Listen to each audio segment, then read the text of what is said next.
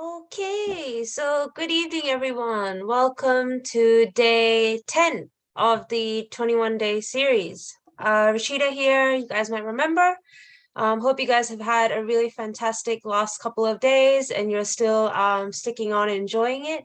It's great to see a lot of returnees, and it's great that we're building this rapport as well on WhatsApp, getting to know you guys more on a one-on-one basis. It's really quite amazing. So don't worry, this journey I don't think will end just with 21 days. You never know, we'll have ways to stay in touch, so don't despair. But it's amazing we're already in week 2 or part 2 of the series. So before I begin in doing a recap, I just want to welcome if any newbies that have joined here for the first time ever. Welcome to Sahaja Yoga Meditation. If this is your first time, you've never done Sahaja Yoga before or the self-realization, what I would suggest is, if it's possible, can you please put your mobile number in the chat box, and we would love to get in contact with you on WhatsApp to help you get to know how to get started with Sahaja Yoga meditation. So just to recap, this is a call out for anyone who is new. This is your first time to Sahaja Yoga. We would like your number in the chat box so that one of our leads, Vaibhav, will get in contact with you to explain what's the best way basically to get started, given though we're already in day 10 of this series. So as we guys know, with this series, what we do is we are progressing along. We are teaching you now new things. Just to recap, I think we've got a Gavin there. Welcome, Gavin. It's good to see you join us. So you are welcome to stay back, Gavin, if you like. You might feel maybe a little bit lost in times just because we have progressed. But there's no harm in saying that you can still stay back, and Vaibhav, I believe, will contact you in due course on how you can basically brush up from the beginning and get to speed. We do have our website as well, freemeditation.com.au/21 days. Everything is stored there right from day 1 till now. And as you guys know, you can always go back to rewatch videos, and they're divided into chapters. That way you can speed through to see, which part you would like to rewatch again. So just to recap, guys, you've had an intense week 1. We have learned the self-realization process, which is step 1 of Sahaja Yoga. It's unique to this meditation.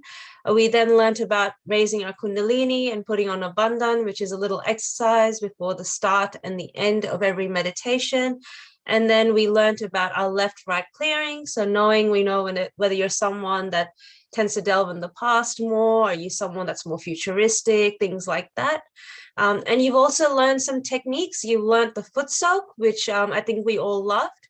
We learned the ice pack technique, and we also learned the candle technique. So you guys have learned a lot, and you're doing so well to remember it all and imbibe it all. And towards the end of the session, we will run through, how do you incorporate these new techniques into your daily meditations. But to kick off, so this week we are starting off with our chakra series. And now we're moving on to learn, what do you learn? What are you feeling on your fingertips and the reasons for that and how they're correlated with your chakras within you. You guys might recall we always see on the subtle system chart. So today we're starting off with the first chakra, the base chakra called the Muladhara. We have Debbie here from Brisbane who's going to present this for us.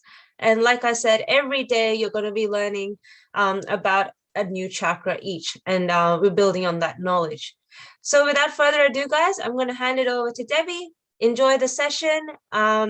Absorb as much as you can. If you've got a paper and pen, you can take notes. But as you know, we will always give you the resources and materials. And I will see you guys towards the end. Enjoy. Okay. Hi there, everyone. Lovely to have you back tonight. If you were with us last night, we did some techniques, as Rachita said, and tonight we're moving on to learn about the first energy center, which is our Muladhara center. So we'll get started. We've got some information that we'd like to share with you to help give you a bit of knowledge and understanding of the Muladhara chakra. So we'll start with our first slide. And basically that is, so welcome to our night on the Muladhara chakra as part of our 21 days of meditation.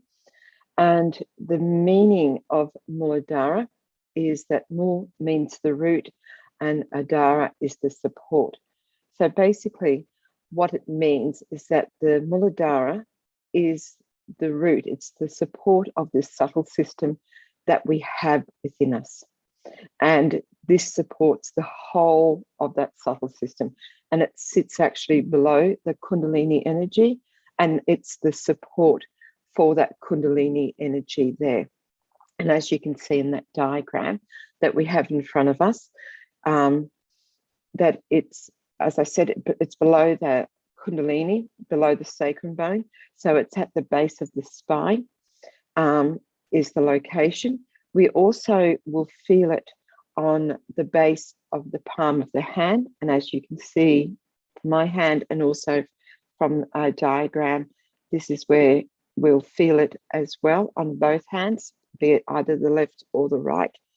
And also we have it at the back of the head. And when we went through the realization process, we put our hand at the back of the head, leant our hand into the palm of our hand, and that's where we just asked to be forgiven for any mistakes that we've made. So that was working on that back Muladhara chakra.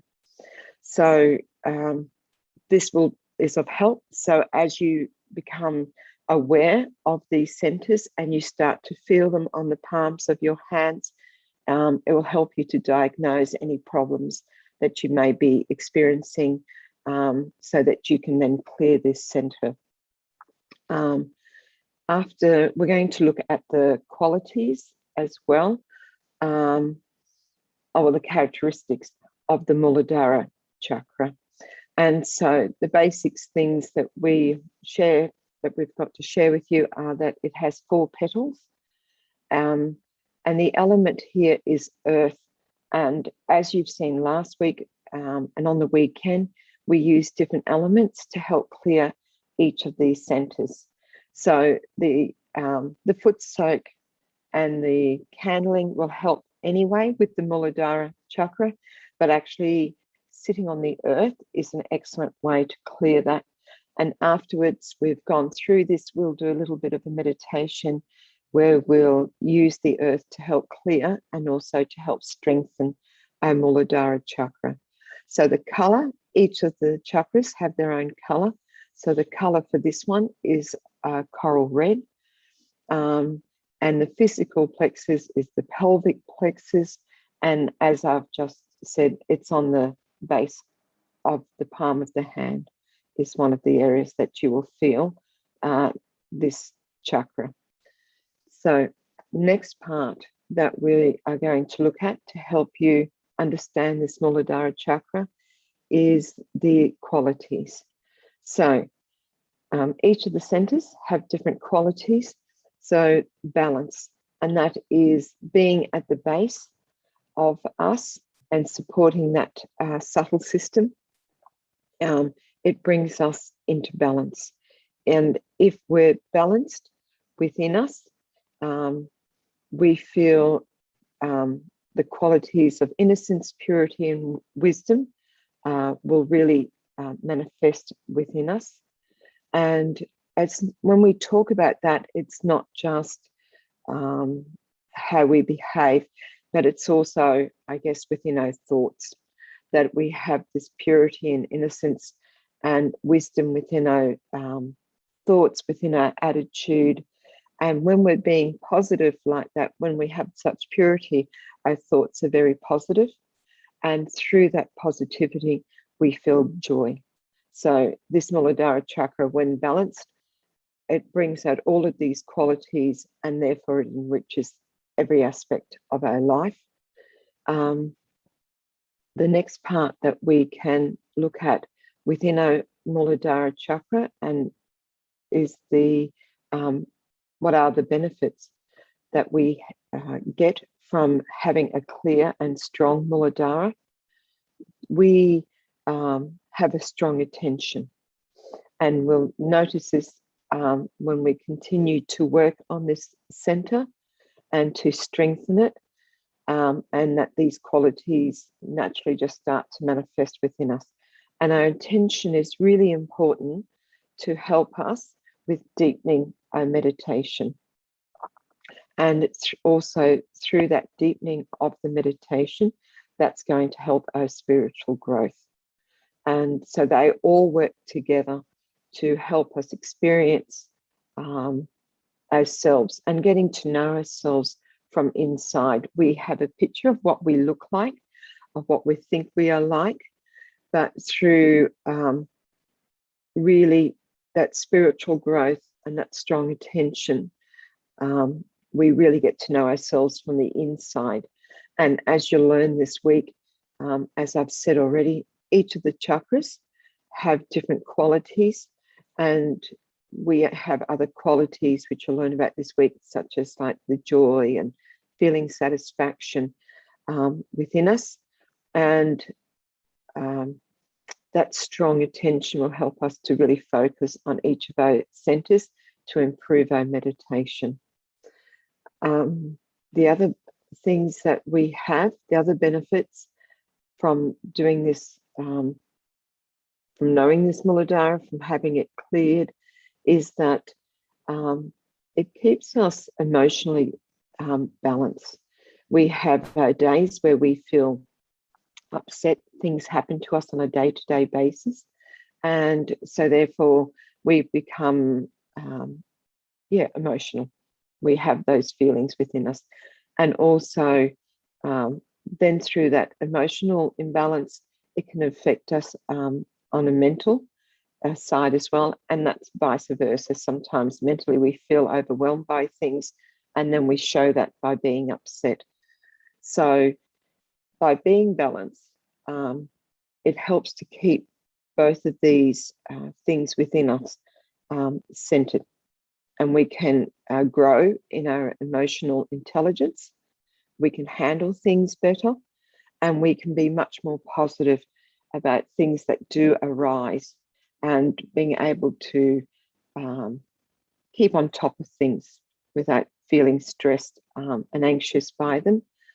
Also, another benefit of our Muladhara being in balance is that it helps us from feeling depressed and being lethargic. And I guess, and that connects again with that emotional balance and the mental balance. And as we probably know, when those two things go out, as I said, our feelings tend to go into feeling that the world's against us and things are against us. And when we're feeling that way, we tend to not have the energy to take actions.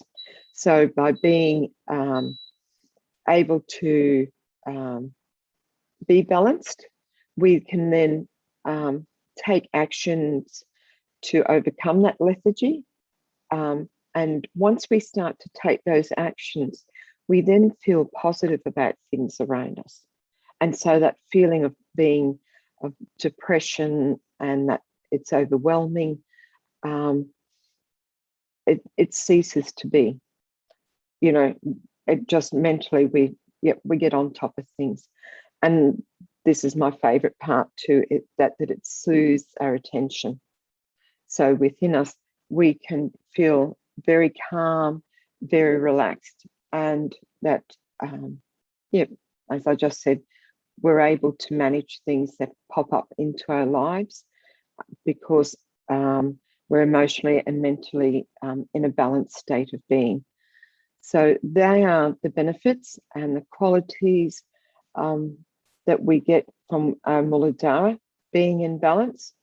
So we'll, and I've sort of touched on some of this in the previous slides that we've gone through, and that is how to balance our Muladhara chakra. And we, sitting on the Mother Earth, which I said earlier, is fantastic for really clearing this chakra. So just going outside, sitting on the earth, taking in the fresh air. Again, you're taking some sort of action to help bring it into balance. So that's naturally going to make us feel really good as well. And when we sit on the Mother Earth, we can just put our right hand towards the earth, or actually if we're sitting on the earth, we can put our right hand on the earth. And in a few moments, we'll go through that technique. I'll show you that. Our daily foot soaks help us, which we've been doing last week, helps to clear this center. And of course, our regular meditation, because then we're allowing this Kundalini energy. It's the one that really does all the work. When we're doing the foot soak and the sitting on the earth, we are taking the action, and it does help. But this Mother Kundalini within us, really, it helps to move things along. And through the depth of that meditation, we're touching on those qualities. And those qualities really start to manifest within us. So that's why you'll hear us saying it's really good to meditate morning and evening. And it's not just with the Muladhara, it's for all of the energy centers within us that this Kundalini works through. It rises up and then it just clears the chakras, and it helps to bring everything into a lovely, lovely balance for us. So what we'll do next is we'll actually go through and we'll put ourselves into Bandhan, which is what we do at the start of every meditation. And we put on a Bandhan as well. So that's, as you probably are well practiced by now, is that the left hand just stays still, coming up to above the top of the head, with the right hand winding around and then tying a knot there. So let's just do that together. So raising our attention from this Muladhara chakra and just bringing it up so that our attention comes within us, and one knot, and then again a second time. And we're going to do 2 knots and a third time.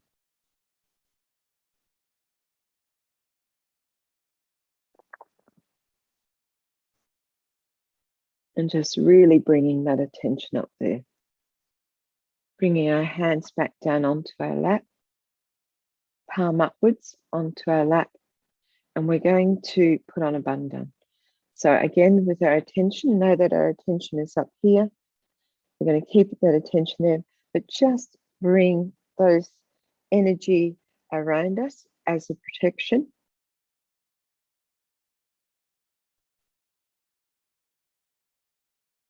And that's that twice. And remember, we do this 7 times. So that's third, the 4th time, 5th, 6th, and 7th. And now we're just going to sit quietly for a few moments and just let that, we'll do a little bit of clearing as well before we go into a silent meditation. So, as I said, using the Mother Earth is really good for helping to clear this Muladhara chakra and also for strengthening it. So, my right hand is out, my right hand is pointing down towards the earth. The fingers are pointing towards the earth. Or if you are sitting on the floor at home at the moment, you can just place the palm of your right hand flat onto the floor and your left hand is out in front of you. And here we can just use some affirmations. Maybe even before we do the affirmations, just take a few nice deep breaths. Breathing in. And we'll breathe out nice and slowly.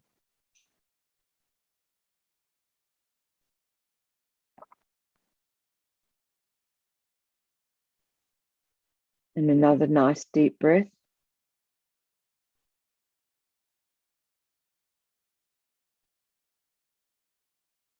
And even just to hold it for a second. And to breathe out slowly.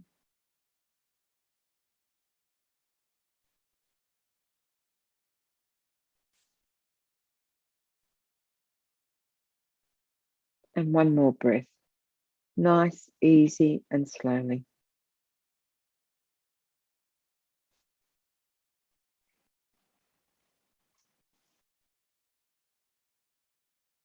And hold it.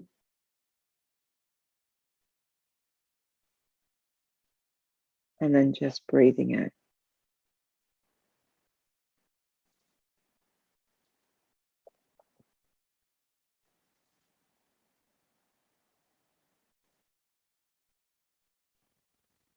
Fabulous. Very nice. Okay.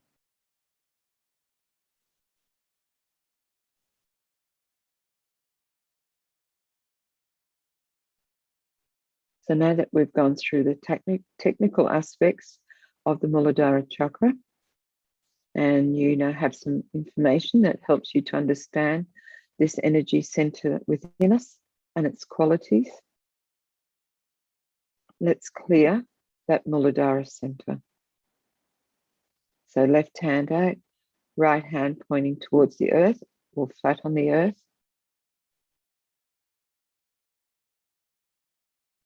And here within yourself, you can just ask Mother Earth, please clear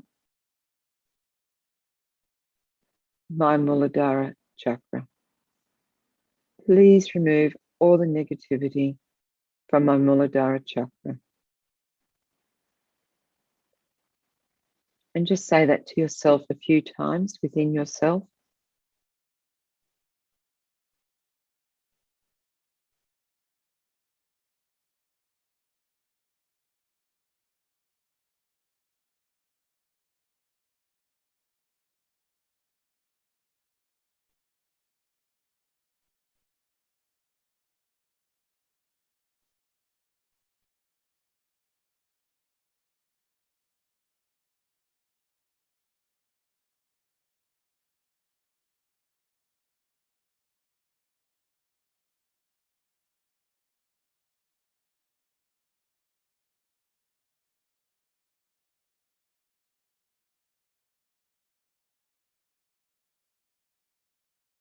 And also, let's now, while we're still with the right hand towards the earth or on the earth, let's strengthen our Muladhara chakra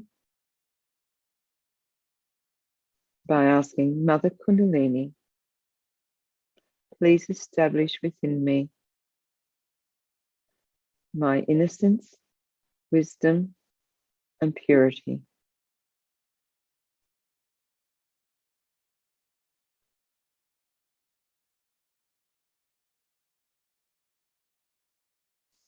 Please let these qualities manifest within me.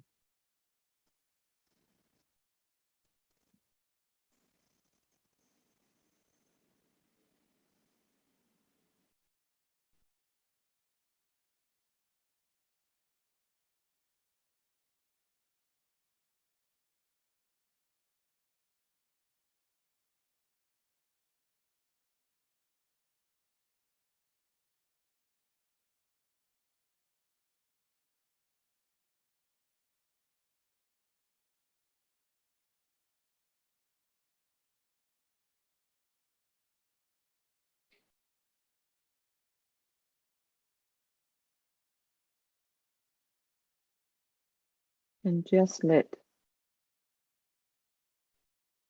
this silence, let it just soothe our attention. Let it soothe down our subtle system.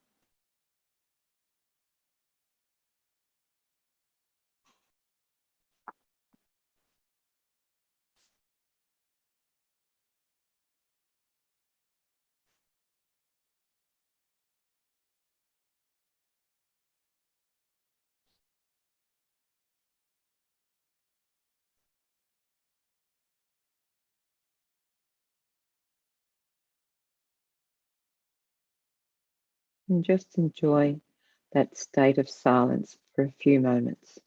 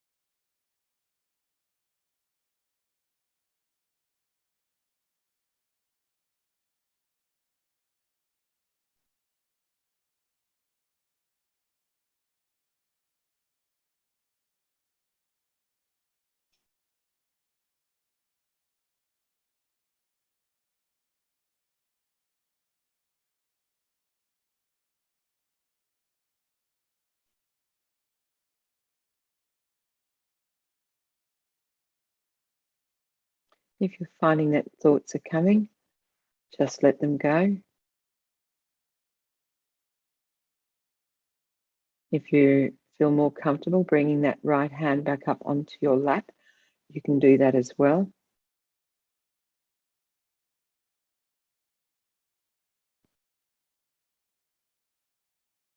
But just allow that silence to really settle within you. It's okay to not think.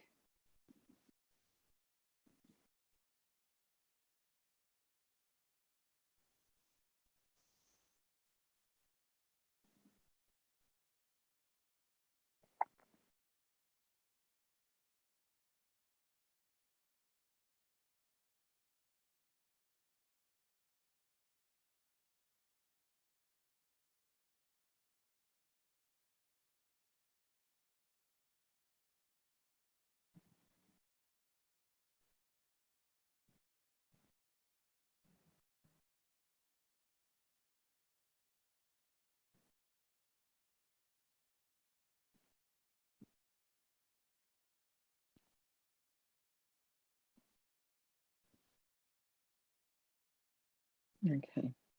When you're ready, you can just very slowly open your eyes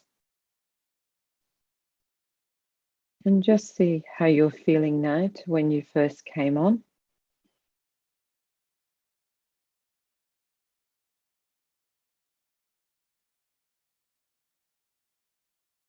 Feeling more settled, more balanced.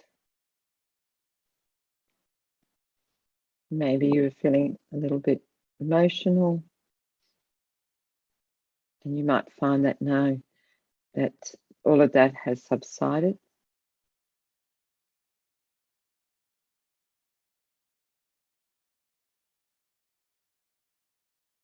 So enjoy that. We are going to watch a talk by Shimalaji of about the Muladhara chakra. And Shimalaji has a wonderful way of explaining these things on a much more subtle level. So just relax, try and keep the attention up here on top of the head as we play the talk. And then after that, we'll have some another meditation with music. So I hope that this evening that has helped you to understand the Muladhara chakra.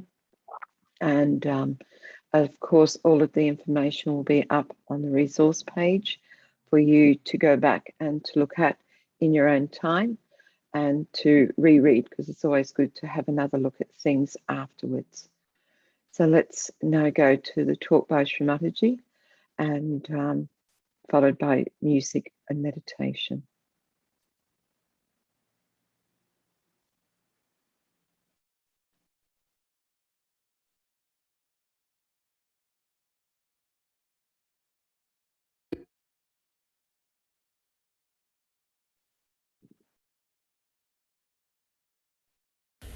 But as Kundalini rises, on every center, you start getting the light of that center.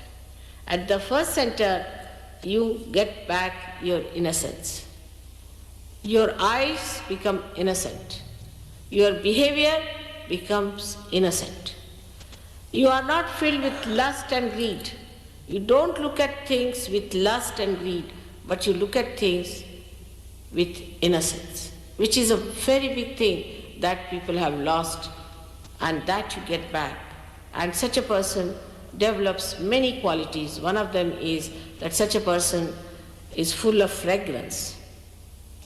Such a person has a tremendous gravity. Tremendous gravity. And such a person has tremendous dynamism, and attraction is a bad word, so I don't want to use it, but magnetic. His magnet is awakened within him. This is the center of your magnet, of the earth.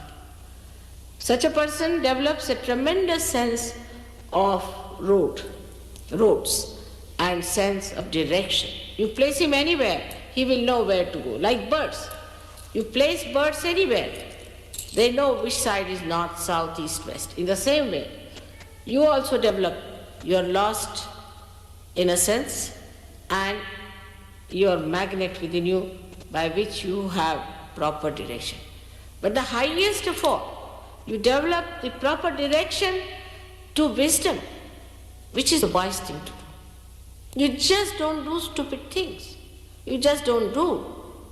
Even if you ever try to do it, you will not do it, because you know it is so stupid. Just you don't do it.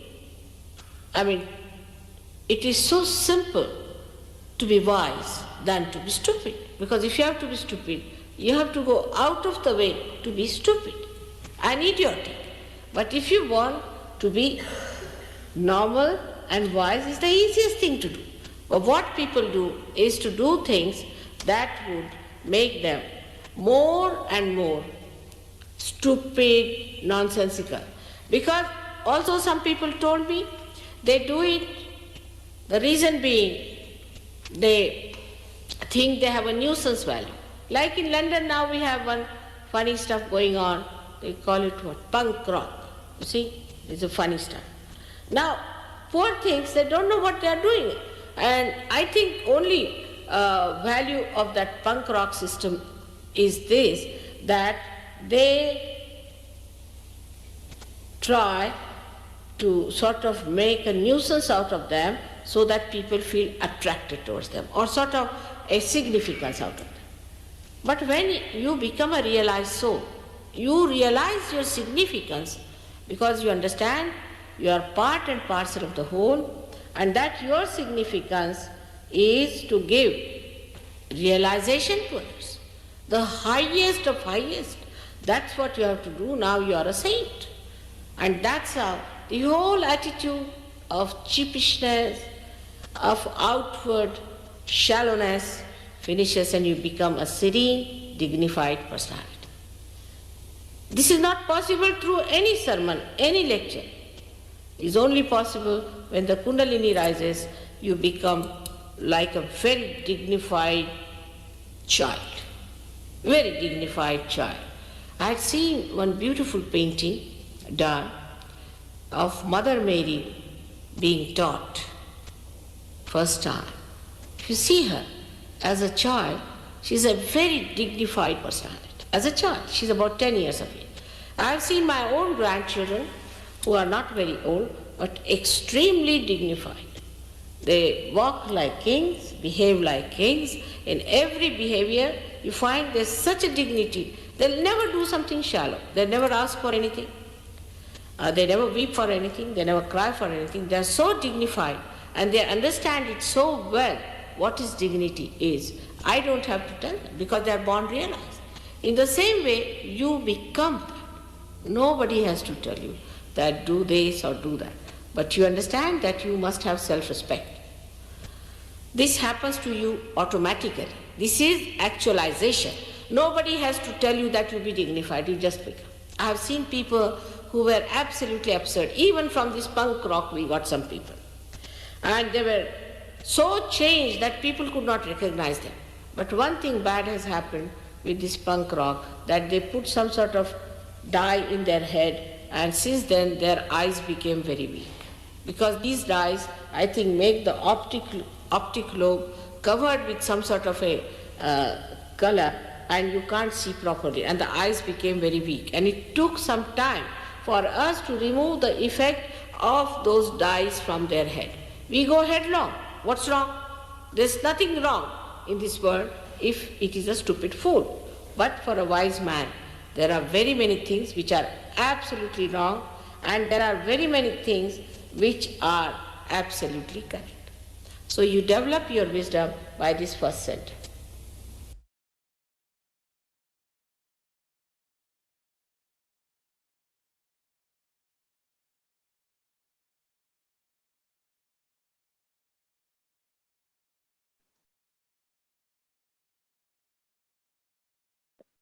And speaking.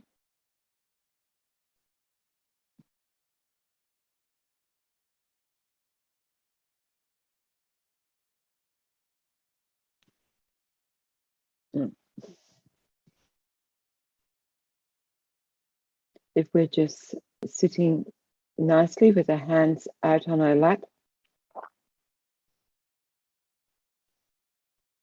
keeping our attention just up there on top of our head.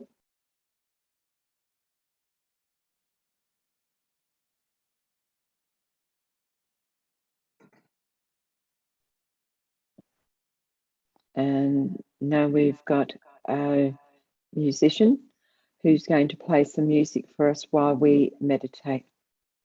Hi.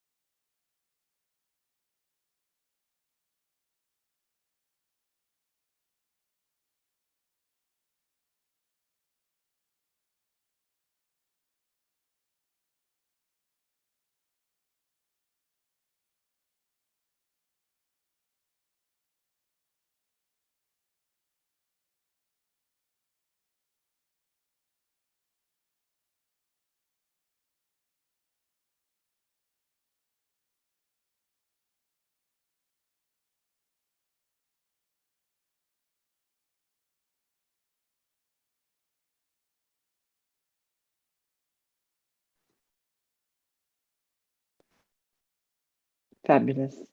When you're ready, just open your eyes.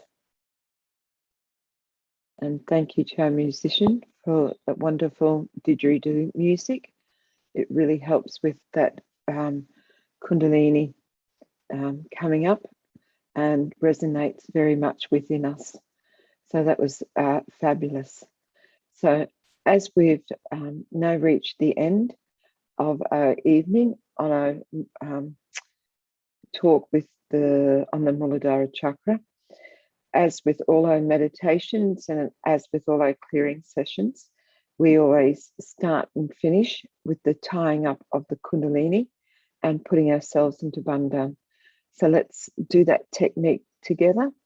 And just with your attention, starting at the base of your spine, raising up that Kundalini, wrapping the right hand around the left, looking up and just tying one big knot and repeating that again for a second time.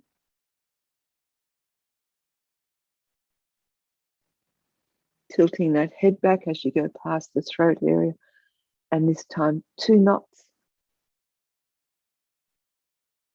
And we're going to do it for a 3rd time.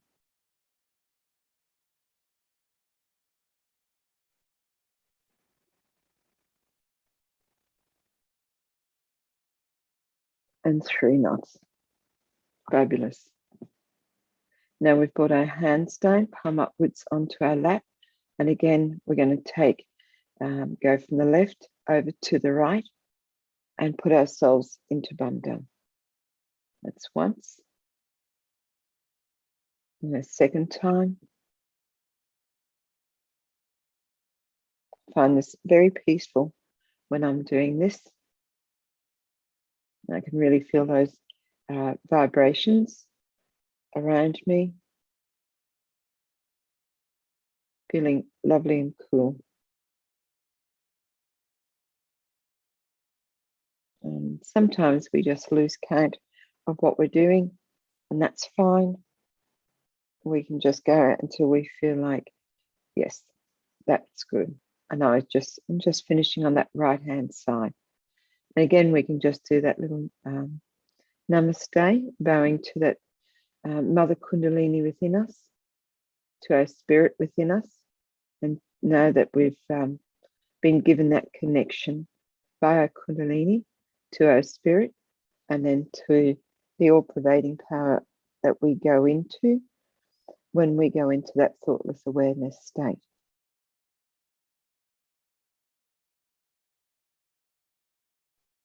So now we're going to hand over to Rachita, and she's going to take us through how to meditate at home, which is really helpful because you've been learning so much here over the last week, and just how to put all of that into practice in a very simple way at home. So thank you very much for joining. It's been fantastic having your company. If you do have to go, there'll be always the information is there for you on our resource pages. So thank you for joining. Thank you for that, Auntie Debbie. Hope you guys liked that session about the first chakra. So you've just learned how to identify it on your hands. So the first chakra, because unfortunately we don't have 7 fingers on each hand, we have to use pretty much all the aspects of our hand to identify what state we're in. So if you ever feel pressure, pain, any heaviness on the heels of your palm, that's basically your first energy center.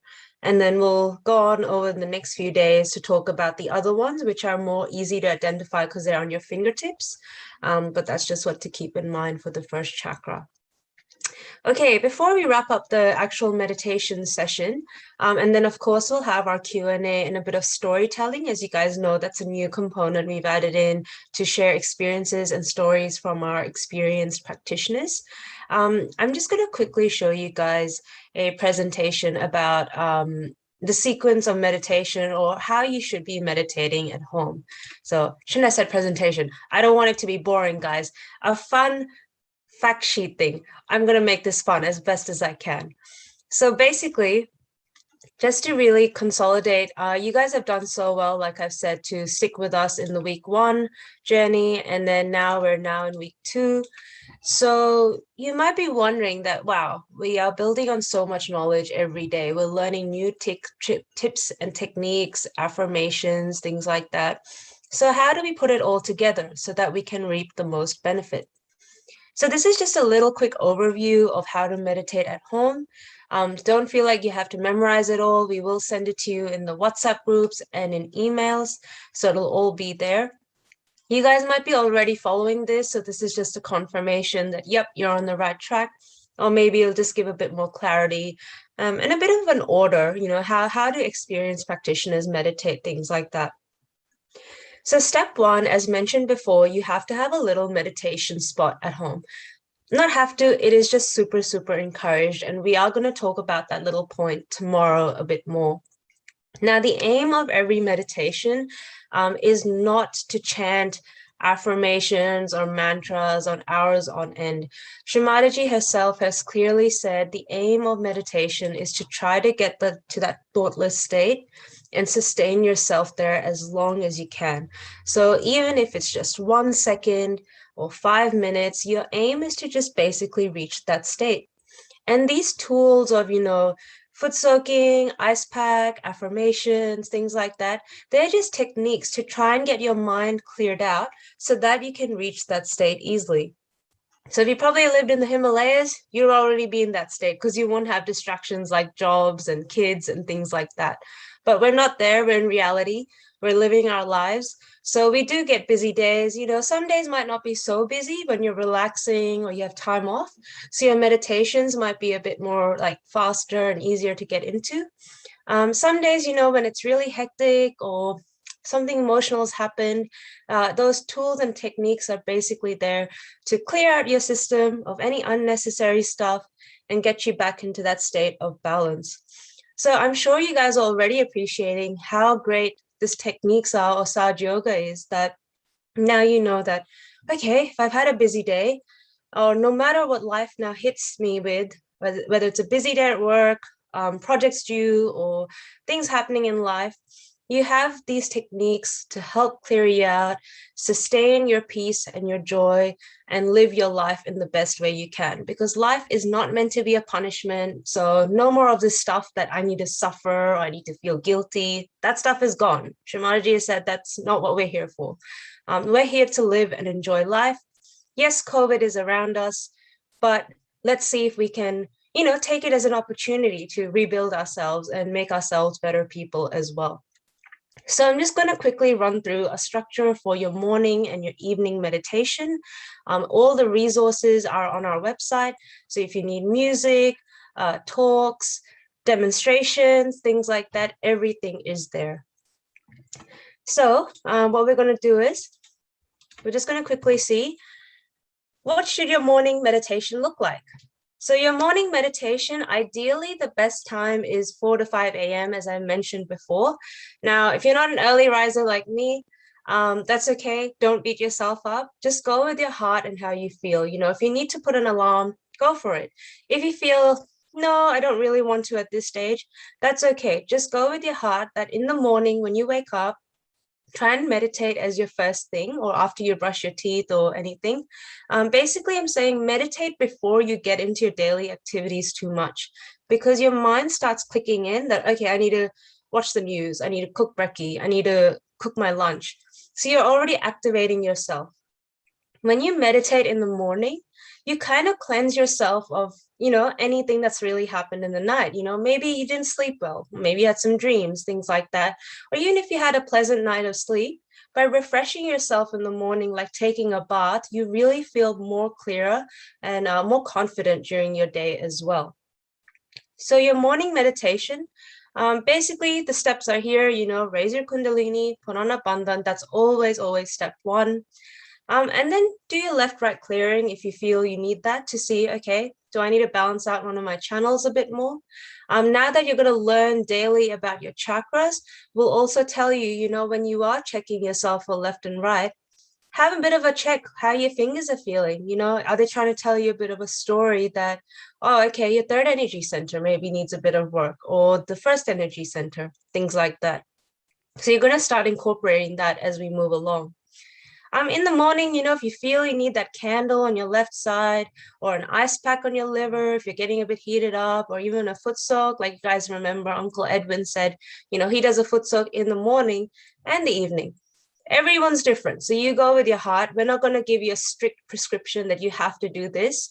This is just a general structure, and you go with your heart and your vibrations on what to do, because we want to empower you to do that.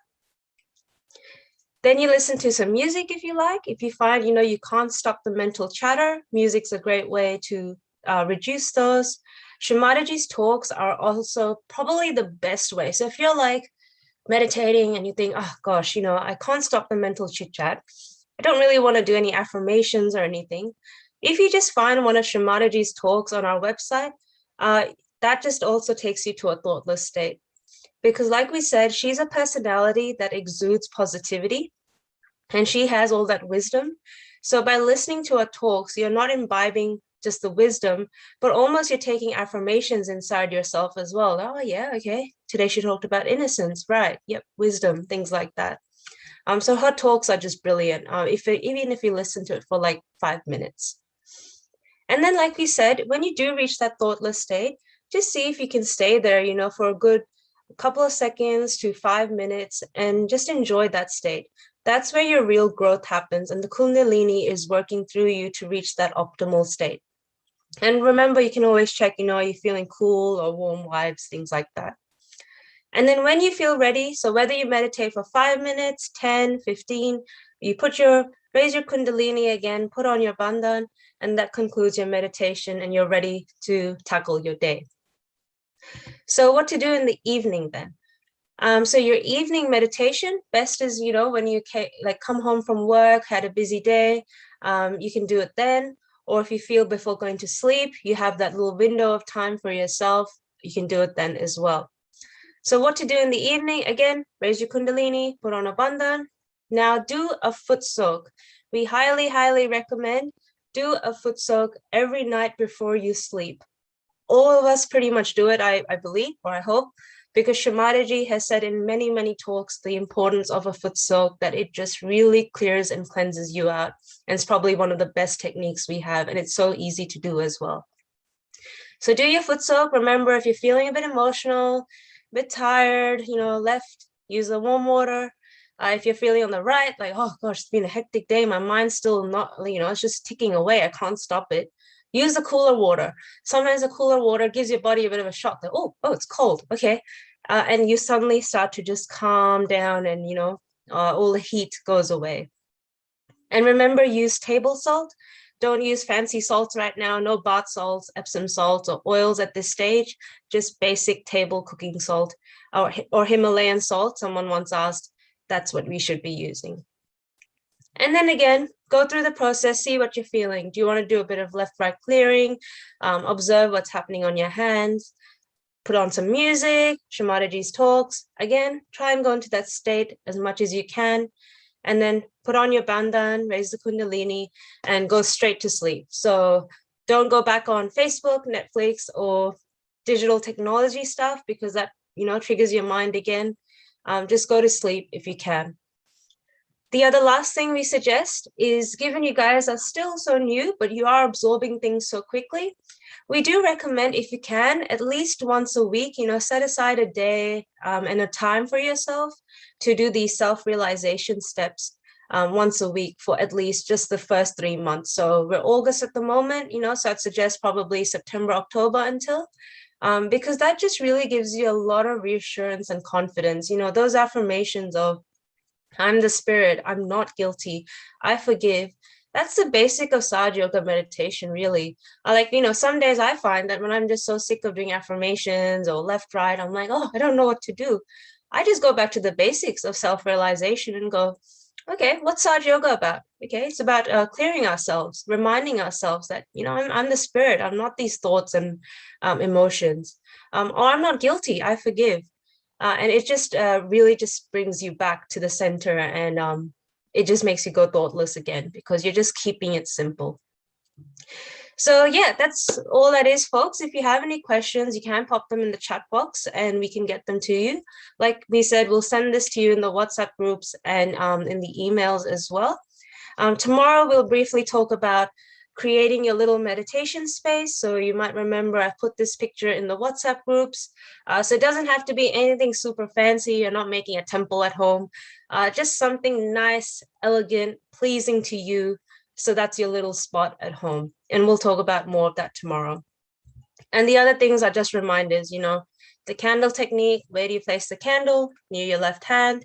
If you do the ice pack, you pop it on your liver. And as we remember, the foot soak as well.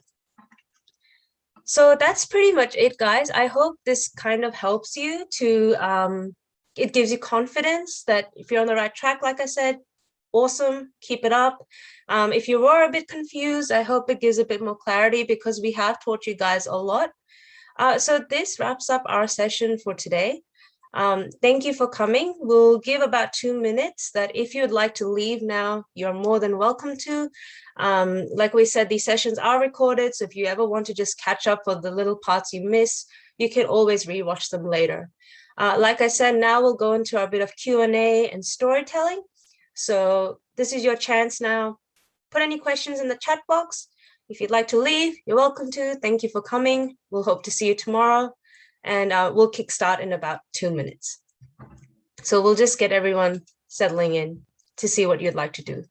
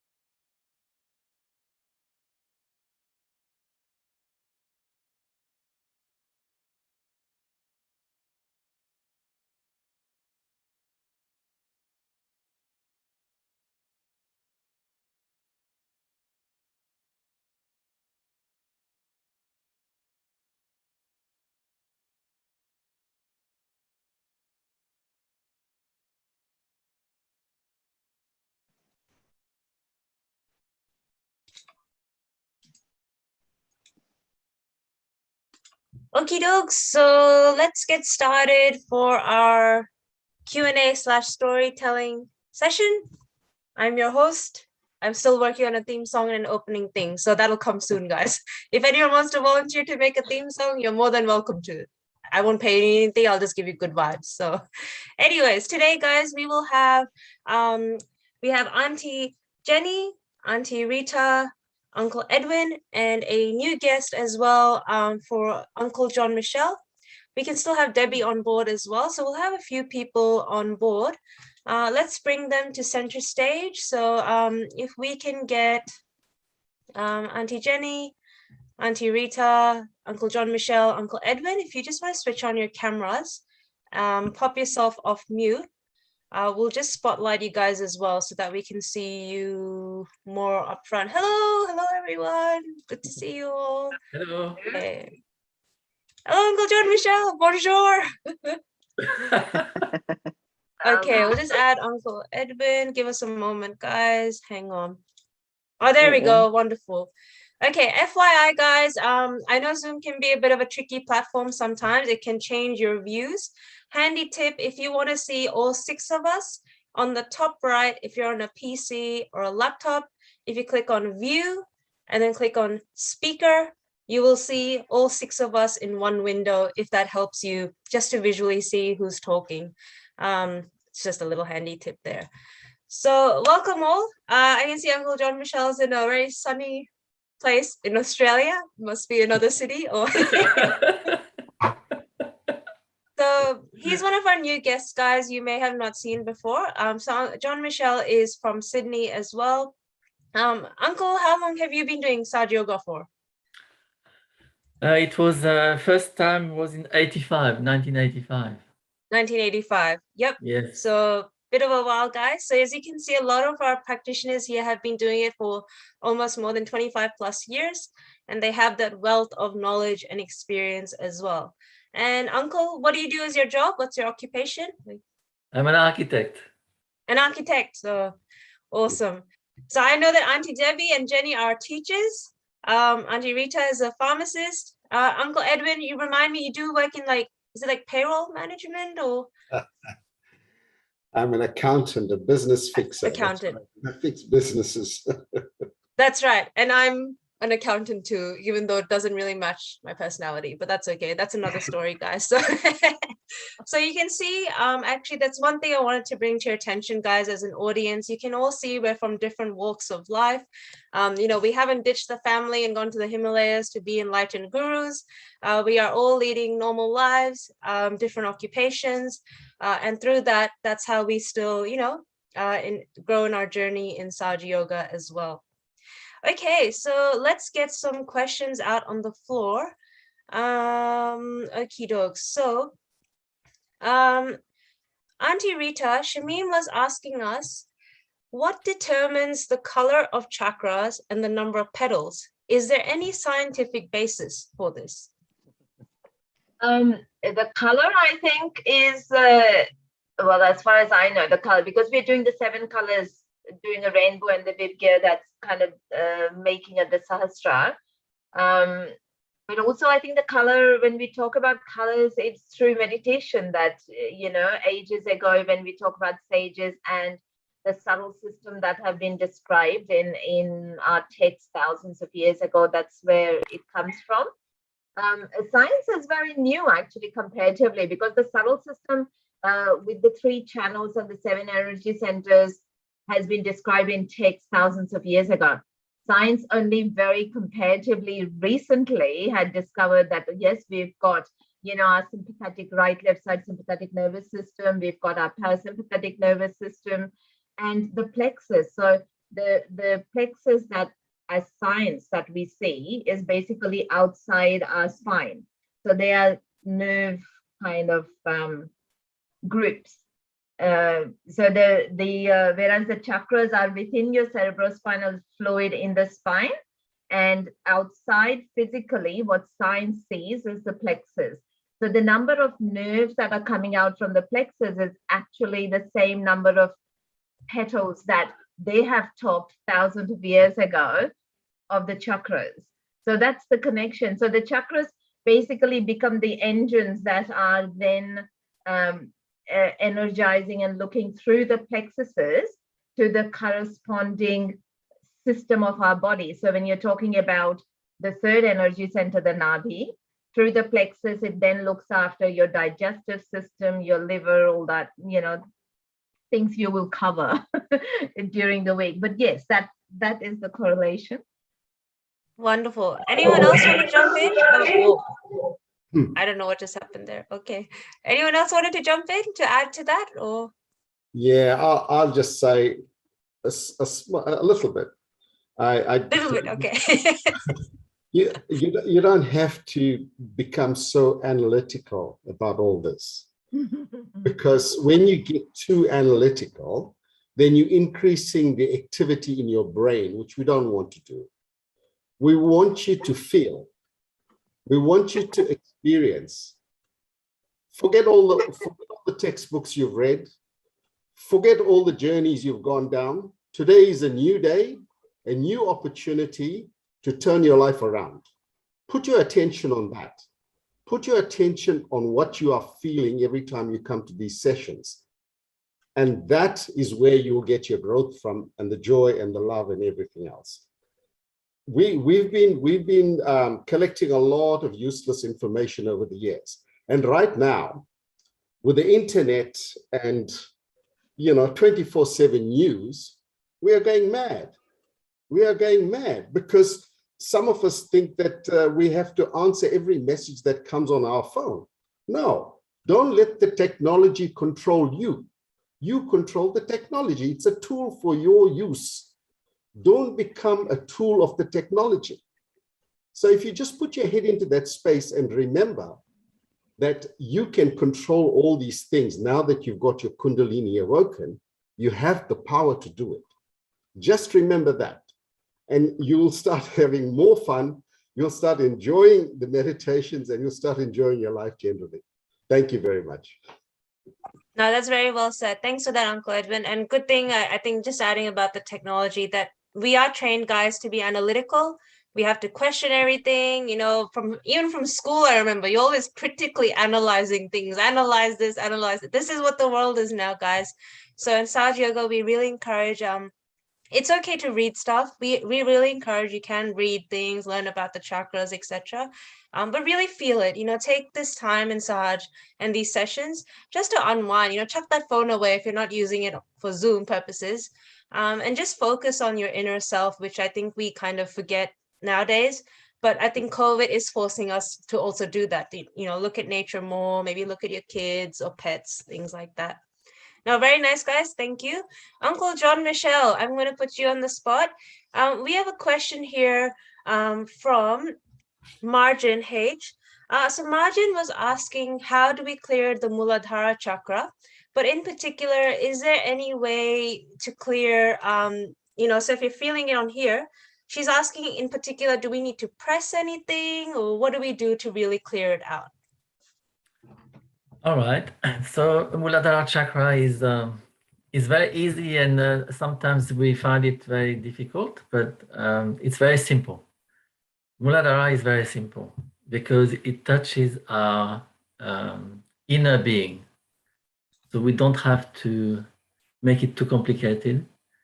There is one thing I've experienced that is really helpful for me, is to use the Mother Earth. For example, when I started Sahaja Yoga, I could not meditate in the beginning because my attention was not stable. I could not focus inside. My whole attention was outside. I could not stop my mind. So it was not easy.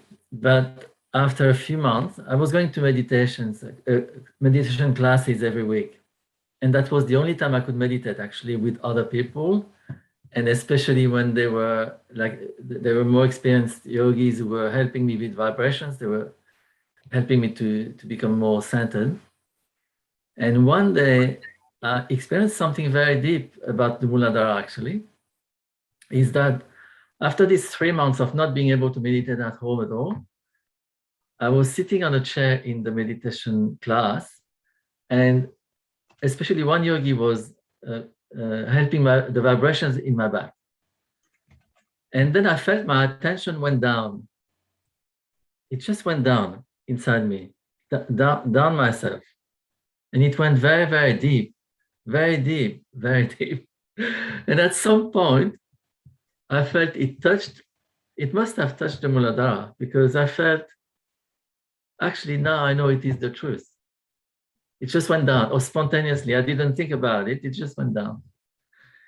And then I found out later that the way for me to come back to that state of innocence and freedom of the mind, simply sitting on the earth, on the grass, putting both my hands on the grass and asking the Mother Earth, she is alive, she's not just a rock, she's alive, and asking her, please take me in balance, take away my thoughts, and then wait. This was the best method for me to clear the first chakra, is the Mother Earth, honestly. Everything else can help, but this for me was the best. Yeah. Oh, wow.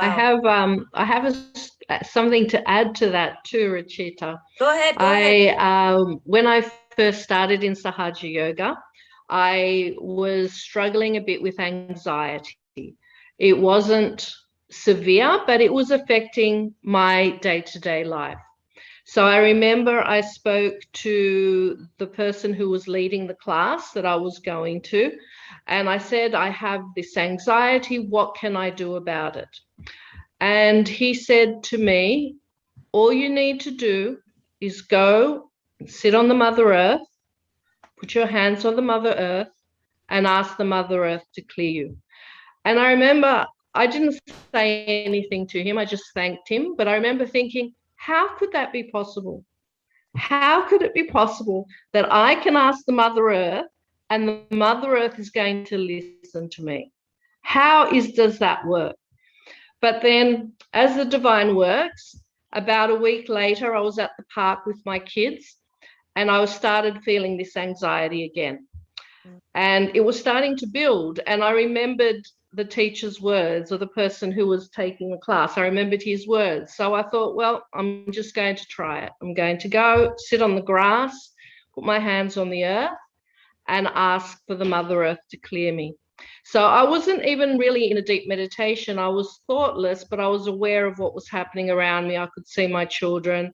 And after a while, the anxiety just left. So I guess all we learn in Sahaja Yoga that we're told things or we hear things from other practitioners, and all we can do is experience them ourselves, be a scientist, as we've said before. Whatever you hear, take it on board, try it, and see if it works for you. And I think you'll be pleasantly surprised.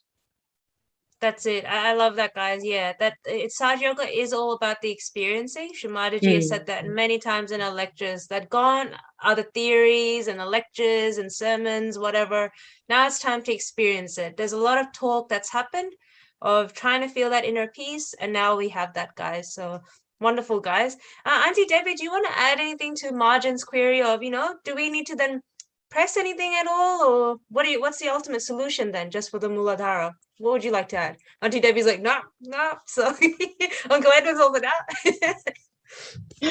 Look, I think we just, like we said it during the thing, put your right hand towards the earth, and as Jean-Michel and Jenny have said, like placing both hands and just sitting on the earth. What a wonderful way to just relax, have that connection with the earth. I mean, it's really good for your whole subtle system, really. It really strengthens it and clears it. So, the thing with, we are feeling things on our hands, and this is our diagnostic tool.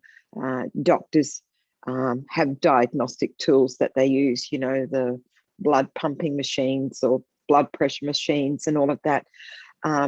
But this is our tools, our hands are our tools. So we're learning how to read that. And that's what I was saying last week, that I'd noticed a lot of people are already feeling vibrations on their hands and heaviness and tingling, and which is fabulous that was only a couple of days in. So by using it, we're going to feel things on our hands. But that means we then go to the chakra and we clear that chakra. So this is our diagnostic tools, and then we take the action to fix it and to clear it. And just because, we may feel it one day and then we may feel it clear. And then the next day you may feel it back again. And that's with any of the chakras. And that's normal, because sometimes some of this stuff within us, we can clear it for a little bit, and then it will sit there for a while. And we just have to keep working on it and working on it.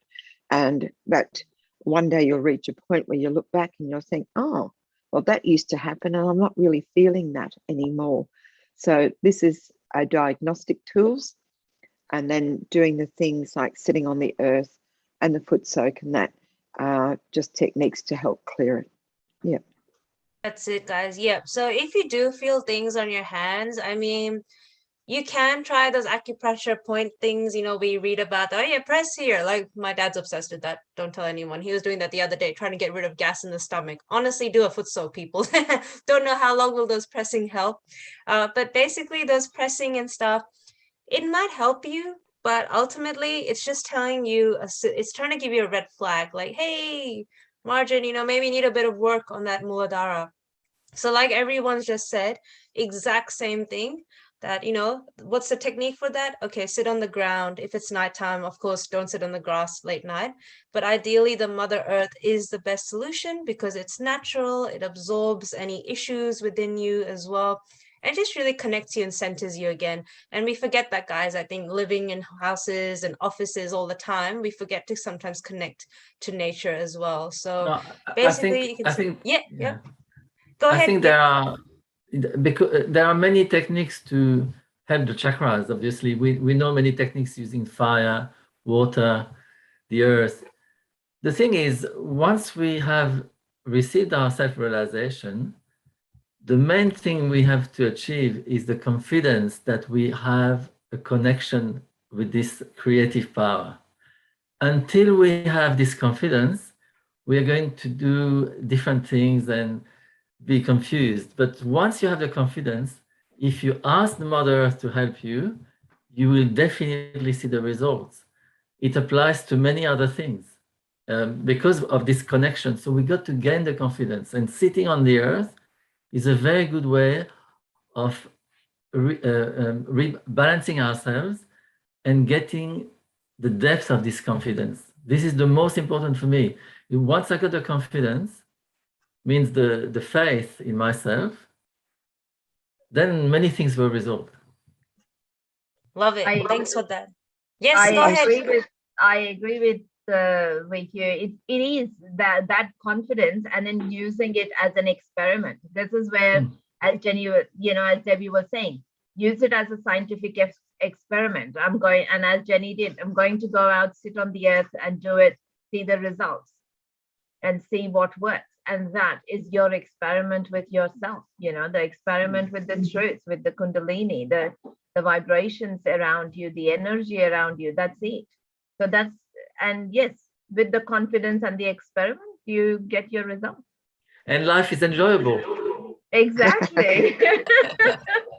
That's it, The guys. other thing That's I just thought, yes, go ahead. Just add, because you're saying like with of a night time. So if you sit down of a night time to have a meditation and you feel the tingling and that here, it doesn't mean you have to wait till it's daylight to actually clear it. You can do that inside. So you can be sitting in a chair and put both your hands towards the Mother Earth, and you can earth yourself just even inside your house and just ask Mother Earth, because like the vibrations, Mother Earth's vibrations, and that is very strong. That gravity, I guess, is so strong that it pulls even when we're sitting inside our house. So if you're feeling it of a night time, you can still clear that Muladhara. You don't have to say, oh, well, it's night, I'll wait till the morning. Just doing that, or sit down on the floor and put both palms, your palms flat on the floor, and again, just ask Mother Earth to clear and to strengthen. So you can do it at any stage when you feel it. Yeah, fantastic. Even in your offices, guys, honestly, wherever you are, if you're ever feeling something, just anywhere, you can always just pray in your heart. If you can't put your hands, touching something that, okay, Mother, can feel the Muladhara is a bit out. Can you just please clear this out? Things like that. There's, I think, another question about, do we use both hands or one hand on the ground? And Auntie Rita helped answer that. You can put both hands by all means to really center yourself on the earth. But when you really start to study yourself and you know, okay, my left palm's the one that's playing up with the first chakra, then you put the left palm on the earth or the right. So it's whichever needs that attention, you're putting that to the natural element to say, okay, Mother Earth or Mother Kundalini, please help resolve this issue in that chakra. Actually, Nice, guys. yeah. Yes, go ahead. Yes. I've got something about the hands that okay, when we learned how to balance using the hands, usually we put the right hand on the earth, the left hand towards Shrimadaji. It feeds our left side and settles our Muladhara chakra. But then after, I don't know, 3 or 4 years, I was in India, and I was sitting on the beach and meditating there. And then an Indian yogi came to me and said, we started a discussion, and he said to me, because I had a problem of some kind, and he said to me, why don't you put your left hand on the earth and ask the Mother Earth to establish your Muladhara. So I tried, because it's all about experiment. So I tried with my left hand. And what I found is that the right hand was actually kind of feeding my Muladhara, awakening it, but the left hand on the earth took me very, very deep in silence. So it was a different experiment of using the hands. So we have to experiment. Wonderful. Yes, we have to experiment, guys. That's it. Don't be afraid of anything. Give it a shot, and everyone will have a different remedy for themselves. Oh, very nice, guys. Okay, Karina's got a really interesting question here. I like this one. I think I'm going to try and get everyone's story on this. So this will kind of go into our storytelling. But let's start with Uncle Edwin. Uncle Edwin, was there a particular point in your full-time career or job that made you realize you were onto something incredible with Sahaja Yoga meditation and wanted to pursue it further? Not really, because before Sahaja Yoga, I was your typical male trying to climb the corporate ladder, very right-sided, very dynamic, worked long hours, ran on the beach for 7 kilometers a day to stay fit, and all those external things. And then I retired very early. The only decision I used to make every day, I lived on a resort on the beach, and the only decision I had to make every day was what I was going to eat. I was the model citizen and the envy of all my friends and colleagues because I didn't have to work hard. But here's the kicker. Achieved all this, now what? What's next? It's like you've got everything, but you've got nothing, if you know what I mean. So what I'm saying to you is, and Shrimadaji says this all the time, material things will never satisfy you because it doesn't give you the ultimate satisfaction and joy in your spirit. So that, and the other expression that Shrimadaji uses, which is very appropriate in my case, she says an idle brain is a devil's workshop. It's true. I was a master gambler. I used to play blackjack like an ace because I spent so many hours in the casino. Now, I don't care about it. I can walk in the casino. I don't have any urges and cravings of that stuff because it's like she says, when you see the light, when you are in the light and you can see the darkness, you can see where you're going. What's there to tell? Because all these things are just a means to an end, but they don't give you the ultimate joy. Okay? So career-wise, right now, I still work. But when I go into a meeting where there are people that have meetings for the sake of meetings and talk fests and just waste time because they have to have a meeting on the agenda, then I sit down there and I just zone out, put my attention on my Sahasrara and just enjoy a meditation while the noise is going on. When I hear my name being called, I come back into the attention and say what I need to say. But it comes with a lot of work and a lot of patience. So the early days, I struggled a lot. So you have to, at this early stage, if you're a new person, a new seeker, forget about everything that you've learned. What you need to do is create new memories, create your memories of this journey from here on, and try to offload a lot of the rubbish that you collected, because that's exactly what it is. And everything will come down to what you can feel. If you can feel it, if you can feel the coolness on your hand, that is your certificate. So if somebody is telling you a story in a meeting at work about how great they are and how they fixed all these things up, and you're not feeling any coolness about it, it's a lot of rubbish. Or they borrowed it from someone else and trying to claim it. So that's how you can tell the lies from the truth. You become sensitive to it, but it doesn't happen overnight. Don't kid yourself. It doesn't happen overnight. You have got to feel it in your heart, be sincere to yourself, be patient with yourself, clear out all your catches with all the techniques we've given you, and experiment with yourself. It will get better every day. Thank you. Love it. That's great. That's great. And that's a little thing I'll just add, guys. You know, this thing we're saying about feeling coolness and warmth towards not just yourself, but other people, other things around you. We'll also build on that after probably the chakra series, that this mechanism within you is not just for you, that, okay, I'm feeling today cool and warm. You start to pick up the vibes of people. You know, you do hear things when you meet someone, you're like, I didn't like that person. I didn't get good vibes, or I just don't have a good gut feeling about this. That's all your internal system working already. You have the system within you, and it's only in Sahaja you really build on it. So like Uncle Edwin said, you know, you have a new perspective now. When you go to work and you meet someone who is a bit show-offy or whatnot, your vibrations and your gut feeling will tell you, is this person genuine or not? And that's when you start to enjoy the drama of life, that you just smile, just witness, you know, keep your attention on the top. Like you said, you know, meetings, people might be just going a bit nuts. Just witness the drama. That's what life is. So really well, great point about that. What about Auntie Rita? What point in time of your life or career you knew that, okay, I'm onto something great with Sahaja Yoga? Mine was much before the career stage. That's okay. Lucky. Like I said, pardon? I say And you he said were lucky. very lucky. Everyone's got their own time. It's okay. I mean, my parents keep saying to me, oh, you're so lucky you had it when you were a kid. And I'm like, I have no idea what I was doing as a kid, so it's okay. No, Sorry, Auntie fine. Rita.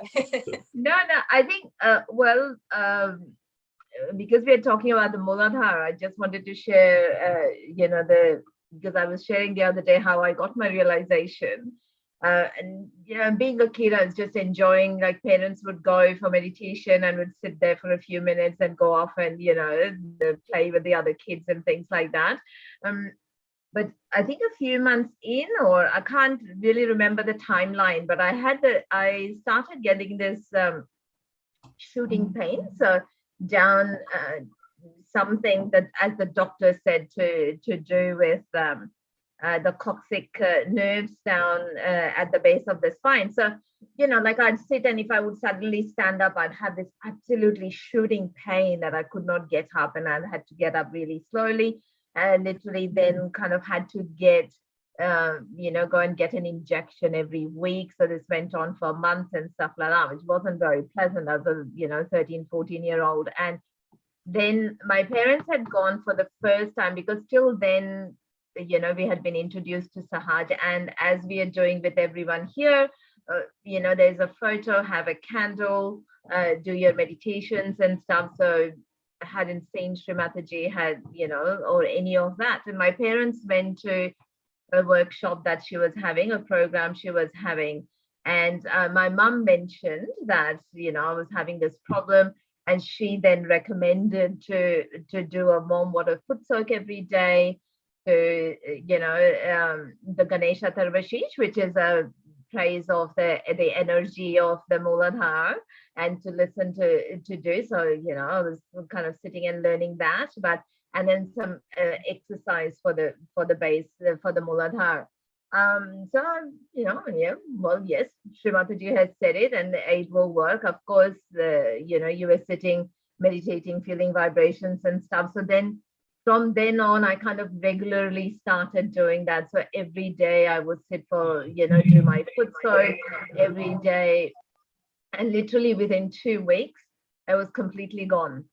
Like the doctors had no explanation for it. There was no need for further treatments, no injections or anything, nothing at all. So, as I think, I'm not sure if it was Debbie or someone saying a few days ago that that is, the main thing. Yes, the spiritual, that seeking was there. I want to know myself and I want to know that. And doing that regularly, and as your Kundalini is strengthening and as your Kundalini awakens and this vibrations, getting those energy centers into balance, the byproduct is, that physical, mental, emotional well-being and that balance that comes up. So we kind of start, that spiritual journey is the main goal. Everything else just falls into place and kind of happens. So for me, my choosing my career path as in like I did my master's in organic chemistry. It was just that knowing, yep, that's what that's what it is. That's what felt right.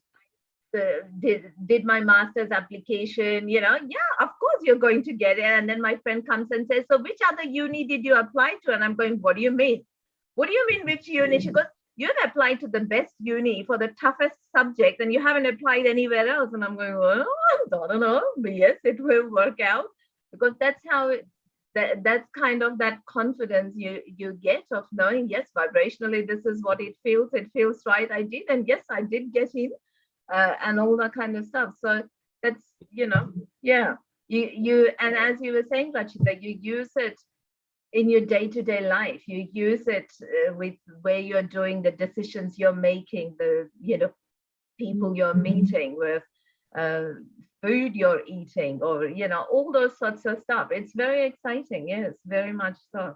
Anyway, that's fantastic. I love it. Yeah, it's just tying in, guys. We're now introducing this concept, guys, that Sahaja Yoga is not just your 10 minutes morning and evening meditation you keep to yourself. You're spreading the vibes, people. You're getting in tune with the environment around you. Your intuition starts clearing out, so you start to trust yourself more, what's right and wrong.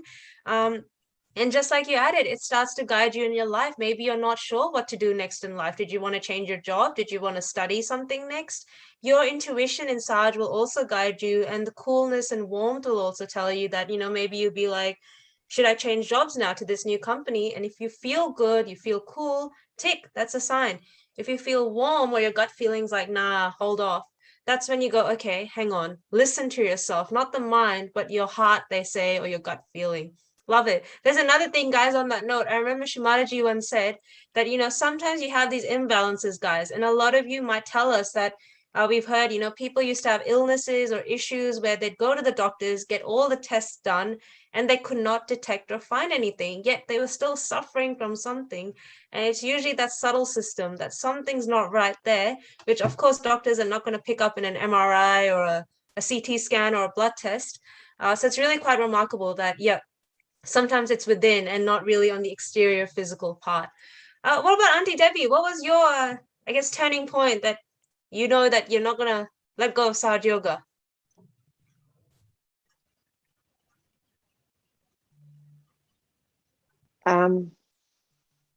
That's a very good question.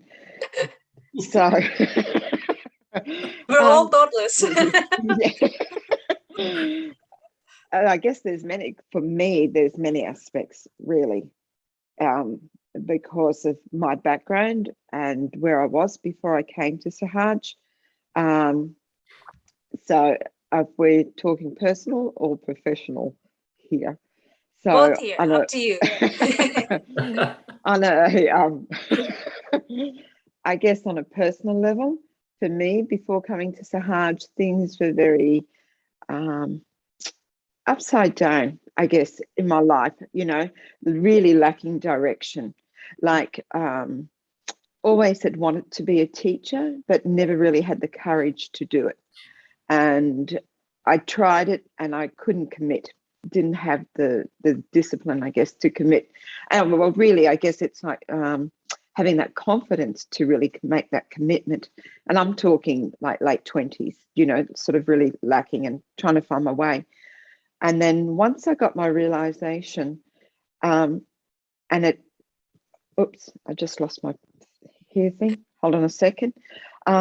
Once I got my self-realization and I grew in confidence with my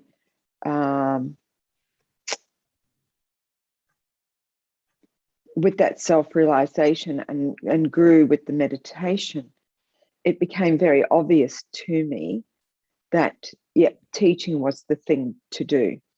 And I remember I was around at Pam and Albert's place, and I remember speaking to Pam, who was, they were quite established yogis.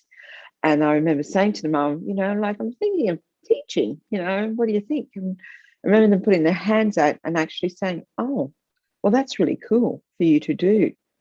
And I said, oh, okay.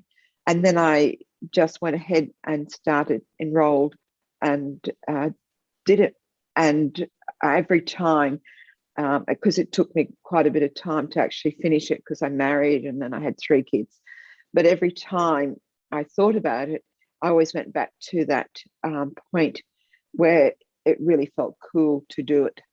And that's what sort of got me through each time, because, and it was funny because once I made that decision, it was like all the obstacles that you might find of enrolling and getting into uni were absolutely, it was like watching dominoes just fall over, you know, all these obstacles lined up like dominoes.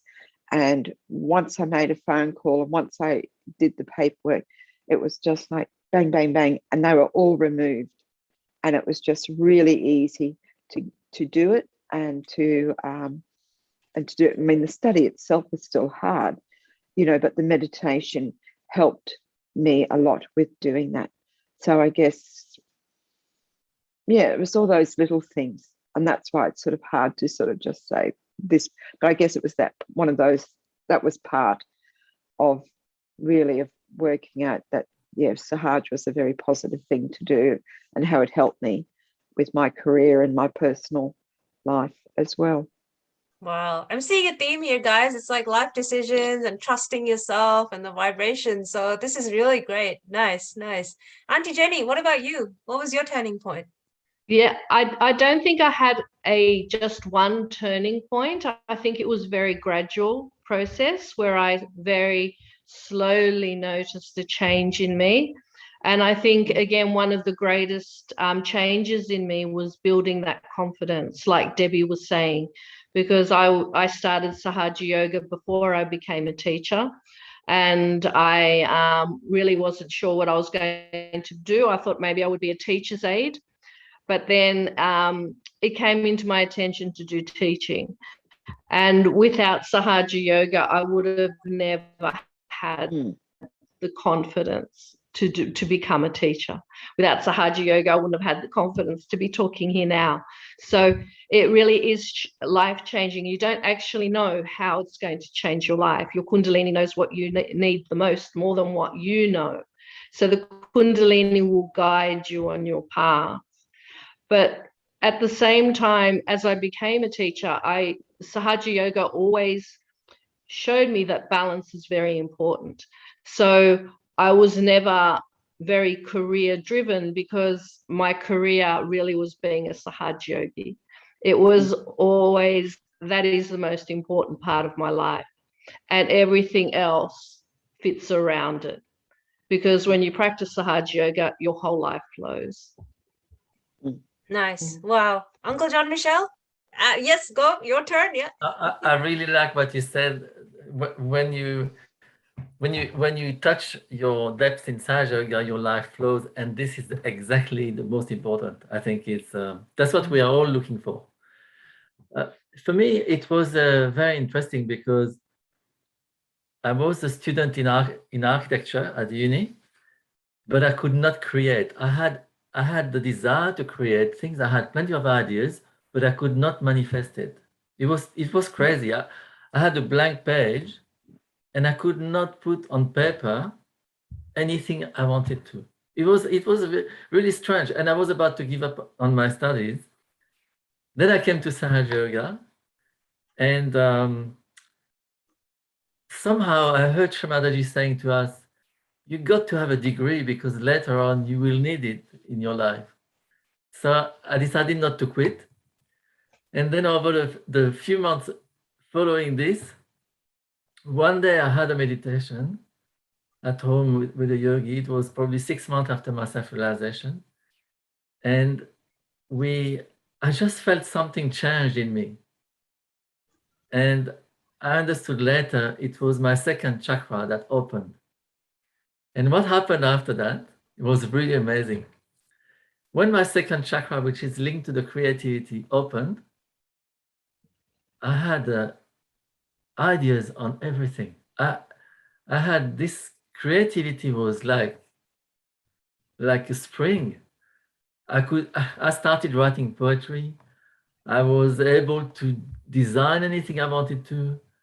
I was sensitive to music more than before. And it was crazy. It's like a tap that was open. I couldn't stop it.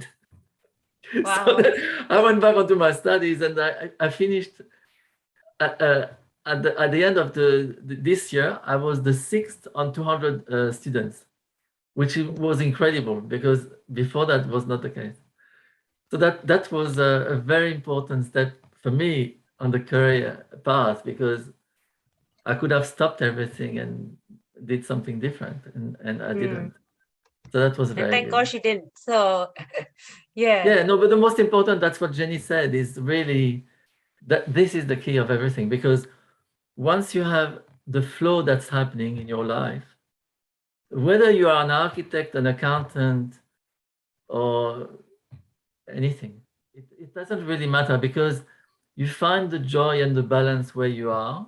And ultimately, what keeps you in the joy every time, this is what counts. This is what takes you closer to this absolute dimension that we are looking for. Yeah. Wow. Well said, guys. That's just amazing. I think just hearing everyone's background, occupation, and I hope it relates to our audience actually, guys, that you're liking these stories, that everyone's gone through the ups and downs and struggles, and how Sahaja Yoga has really helped them. So that's just really wonderful to hear.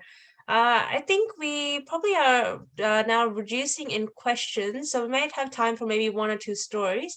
I'll just quickly address publicly. Suki had a question about whether you can put both of your hands on the Himalayan salt lamp. Honestly speaking, Auntie Rita has answered this in the chat box, that the salt lamp is a bit of a limited source. So Auntie Rita, did you want to just elaborate that for others who may have missed that question in the chat box and the answer? Well, we're talking about, yes, so when you're talking about salt, we are using the earth as a salt in our foot soak and stuff.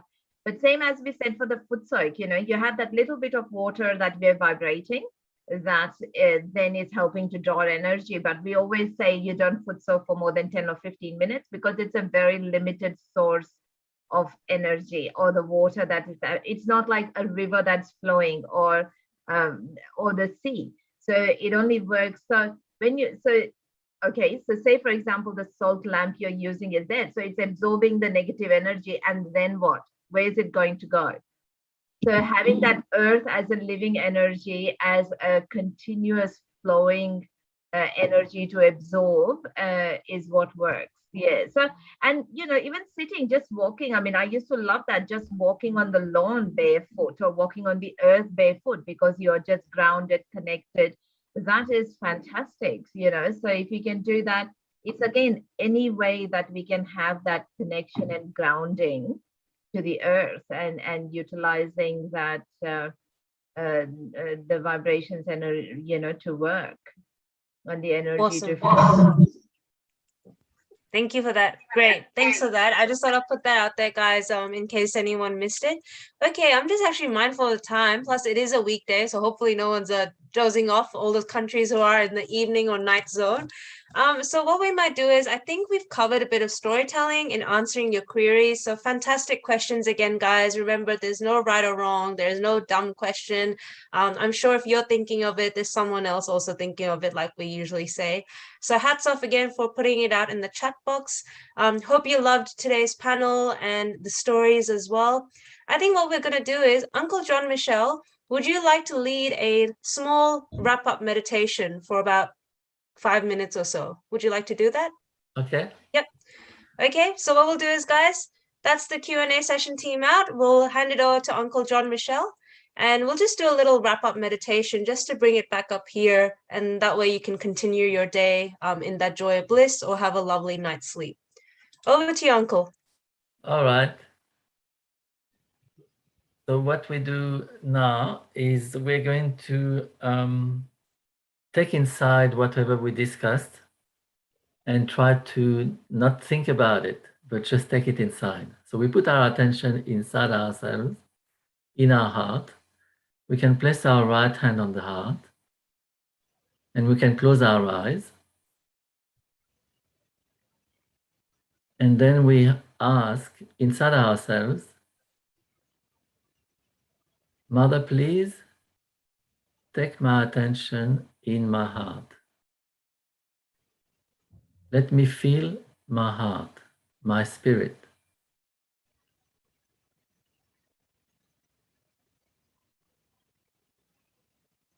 Then we move our hand up to the top of the head, and we ask again, Mother, we can ask Mother Kundalini,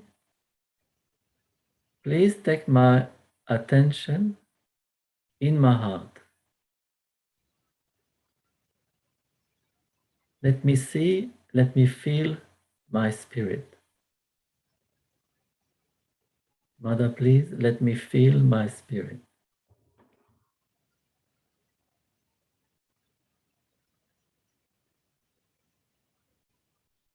Then we lift our right hand above the head a few centimeters.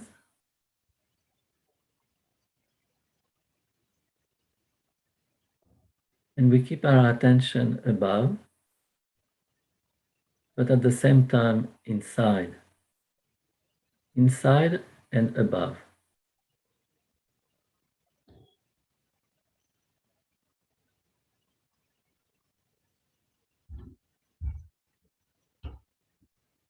And we take our right hand down on the lap, palms open, the feet on the soil, on the ground, and we remember our connection with the Mother Earth. So we have the attention in the heart, feeling the connection with the Mother Earth.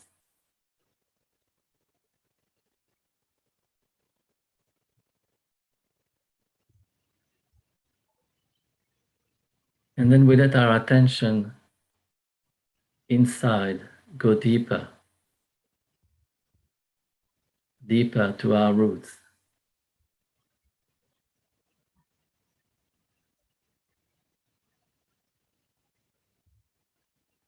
We don't have to do anything, no effort.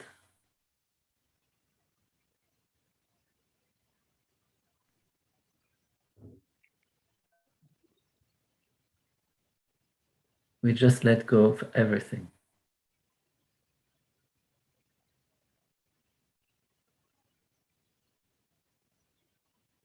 And we say, I am the Spirit. I am the Spirit. Nothing but the Spirit.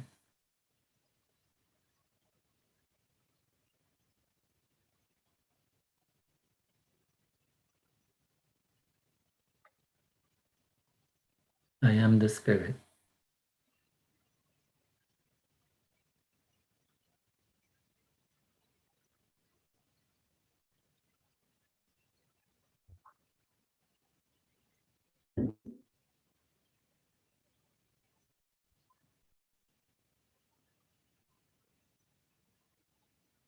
Then we can open our eyes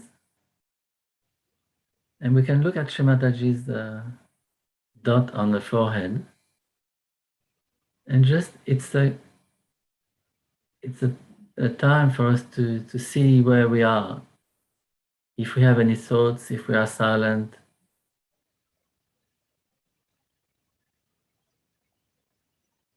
And if we feel silent, we keep our attention inside and enjoy the silence.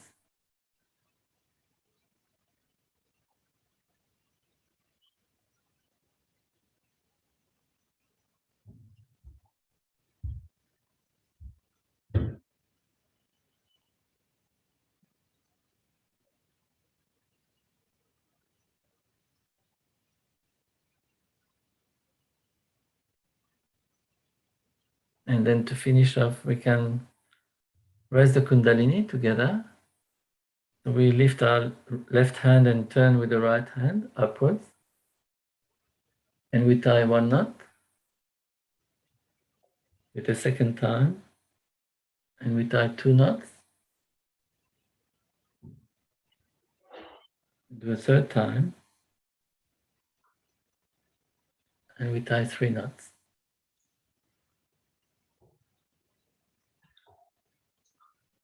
Then we do the protection, starting from the left, over to the right, and come back. And we do this 7 times.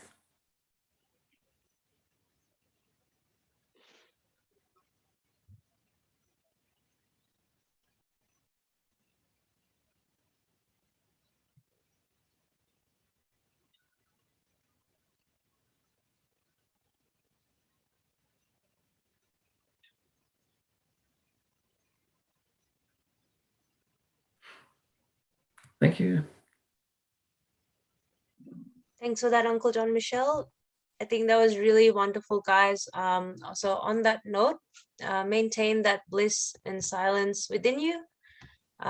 Join us tomorrow for learning about the second energy center, which is below our belly button, called the Swadhisthana.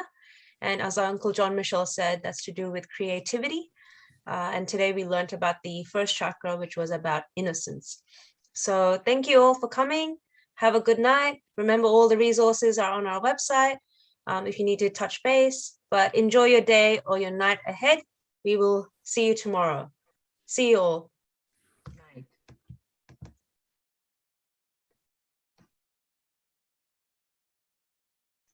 Thank you. Thank you. Thank you.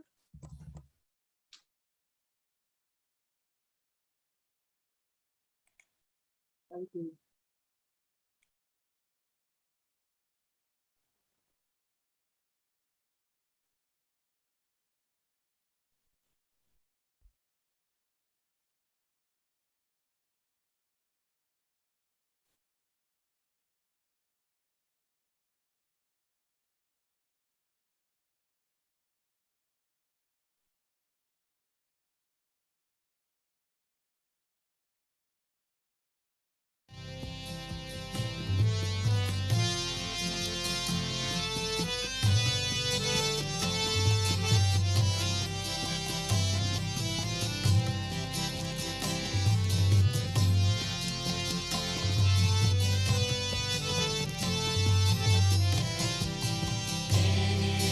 One of